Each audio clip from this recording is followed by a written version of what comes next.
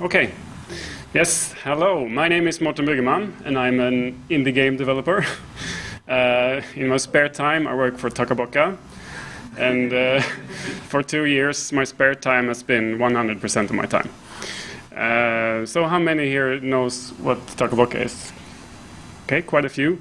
Usually people don't know about Toca, even in the games industry, unless they have kids. Yeah, because Toca is a company making kids apps. We call them toys instead of games, but they're pretty close to being games. They're for iOS and Android, and our main target age is 3 to 6 year olds. We've had more than 70 million downloads, and as such, Toca is sort of one of the market leaders of the kids app space. So this is our best-selling app, Toca Hair Salon 2. It's a hairdresser app experience where people come into your hair salon and you get to cut their hair, curl it, color it, wash it, etc. And the original hair salon and its sequel is very popular and have spawned sort of their own genre of using those apps as a template. And if you search the App Store for hair salon, you get this. And you can see in the top 4 there are the three Toca apps in that series, and the rest are games or apps that are called hair salon with some modifier. And they you can see the template here that they even usually use the same icon template, sort of, if like that would be like this recipe for success. But yeah, one of the main advantages of working with kids and also doing so in a fairly successful company is that you get to explore different contexts of game making and games. And when you're not the main target group yourself, it's easier to sort of explore these areas at a deeper level, and those kind of ideas is what I'm going to talk about today. So entertainment and not education, this is sort of the recipe for success that we talk about at Toca. And it might feel clear enough that the two can be separated, but when making kids apps, there is often an expectation that things need to be educational, and that's not really what we strive for at Toca. And as an example of that, this is Toca Kitchen, one of our most popular apps, where you can cook food and eat food. And this is one of my favorite bad reviews. It goes something like this. When I first got this game, I thought it would be fun and interactive for my child. Guess what I got? Dragging some stupid veggie to some blender and hitting a button. When I was a kid, interactive was playing with a plastic kitchen in the basement. How is dragging a carrot to a microwave interactive? It didn't even teach her anything. But my kid did like the monsters and the color changing thing. Basically, these apps are a total rip-off if you're trying to teach your kid anything. Sad face. So first of all, what was she doing in the basement besides playing with the kitchen? And you can sort of see, yeah, there's an expectation of that you need to learn something from playing our apps.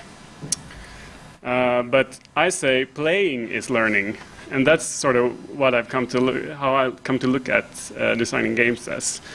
And if playing wasn't learning, playing wouldn't even be fun, is my theory. And if you think about it, playing games is about practicing skills, often within the context of the game, of course, but the skills you're practicing are actually things like reflexes in action Twitch action, and perception in most games with any kind of visuals and other cognitive skills. And for kids, there are even more skills to be learned and practiced.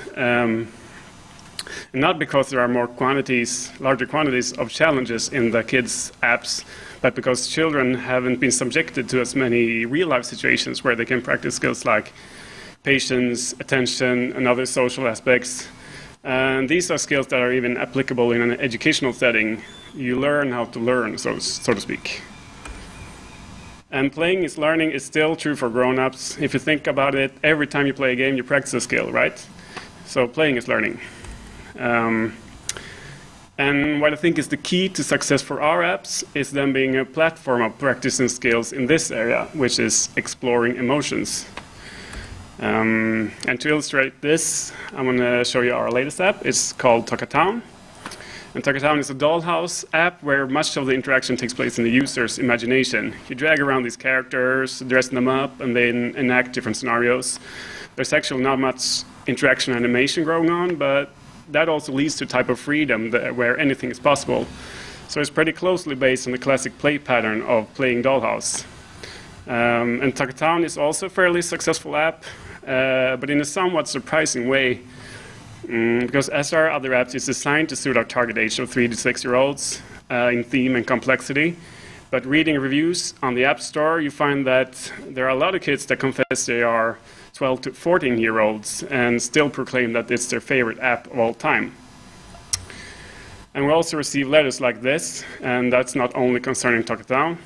This is a letter from a girl that's 17 years old with autism, and she describes our apps as her comfort blanket when she needs to vent from stressful situations.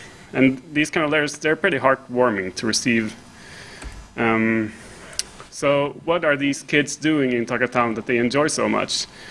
Because as I said, there seemingly isn't that much to do in the app, and this was kind of the reason we initially thought that the app would not be popular higher up in ages.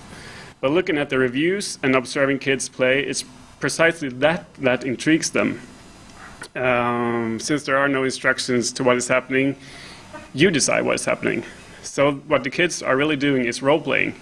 They're role-playing situations, relationships, any situation basically where they are usually not in control. So they are role-playing emotions, because play is about exploring emotions. And they are exploring what's like being just a little bit older, being more mature. And if you think about it, this is what most play is about.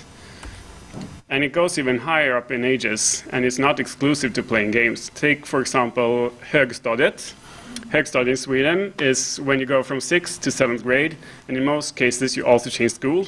This means when you start 7th grade, you're the youngest one in your school again. And a lot of strange things happen the first day of 7th grade. You're expected to not play anymore, for example. There's this pressure from the older kids that you need to mature. So what do? You start smoking. And I don't believe that you're actually maturing that much in the summer between 6th and 7th grade. I don't believe that you just turn from a kid that enjoys playing to a young teenager that enjoys smoking. I believe this is just another form of role-playing. You start role-playing that you're not a kid anymore, and little by little you mature into your new role as a smoker. And the question is, does this ever end? Take getting married or having children, for example. I don't think people usually are mature enough to get married or having children. It's something that you do, and then you role-play your way through the initial stages of it. You do what's expected until you mature into it. So with that in mind, I've come to this conclusion. Everything is play, and everyone is a child. And every grown-up is a phony. Or a child. Yeah, and in closing, I'd just like to mention the idea I like the most about working with children.